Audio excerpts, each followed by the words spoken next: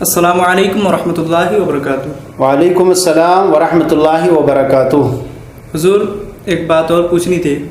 کہ جیسے احتلام یعنی نائٹ فیل ہوتا ہے تو اس کی وجہ سے کیا بدن کے سارے کپڑے ناپاک ہو جاتے ہیں؟ مثلا جیسے زید کو احتلام ہوا تو اس نے صبح اٹھ کر کے نہا کر کے اپنے تہبند کو بدل لیا اور اوپر میں جو بنیان اور سویٹر وغیرہ پہنا تھا وہ پہن کر نماز پڑھ لیا، تو کیا اس کی نماز صحیح ہوگی یا سارے بدن کے کپڑے اتارنا ضروری ہوگا؟ جواب ارشاد فرمائیں۔ بسم اللہ الرحمن الرحیم۔ الصلاۃ والسلام علیک یا رسول اللہ، الصلاۃ والسلام علیک یا نبی اللہ، الصلاۃ والسلام علیک یا حبیب اللہ وعلی آلک و اصحابک یا نور اللہ صلی اللہ تعالیٰ علیہ وسلم۔ آپ نے مسئلہ پوچھا کہ زید کو رات میں احتلام ہوا اور اس نے جب صبح اٹھ کر کے دیکھا تو اس کے کپڑوں میں منی لگی ہوئی تھی، تو اب وہاں پر وہ کپڑے کیا سارے بدن کے کپڑے ناپاک مانے جائیں یا وہیں جہاں پر منی لگی ہوئی تھی؟ تو اصل مسئلہ اس میں یہ ہے کہ کپڑوں میں جہاں پر نجاست لگی ہے اور جس حصے میں لگی ہے صرف وہی کپڑا جو ہے وہ ناپاک ہے اور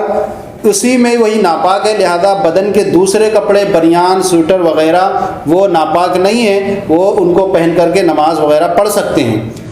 بخاری شریف جلد اول صفحہ 55 پر ہے، حضرت عائشہ صدیقہ رضی اللہ تعالیٰ عنہ فرماتی ہیں کہ نبی کریم صلی اللہ تعالیٰ علیہ وسلم کے جب کپڑوں میں منی لگتی تو میں جو ہے اس کو دھو دیا کرتی تھی اور نبی کریم صلی اللہ تعالیٰ علیہ وسلم اسی کو پہن کر کے نماز پڑھ لیا کرتے تھے، حالانکہ دھونے کا نشان جو ہوتا تھا وہ کپڑوں میں موجود ہوا کرتا تھا۔ لہذا اس کے جو بنیان اور دوسرا اوپر کے جو کپڑے ہیں تو وہ بالکل صحیح ہیں، ان میں جب نہیں لگی ہے تو بالکل درست ہیں اور ان کو پہن کر کے نماز پڑھ سکتا ہے۔ ہاں، جس کپڑے میں لگی تھی نجاست جیسے کہ پیجامہ اور دوسرا جو ہے اس کی تہمد ہے، ان میں جو ہے منی لگی تھی تو اب بہتر یہ ہے کہ اس کو پورے کو دھو لے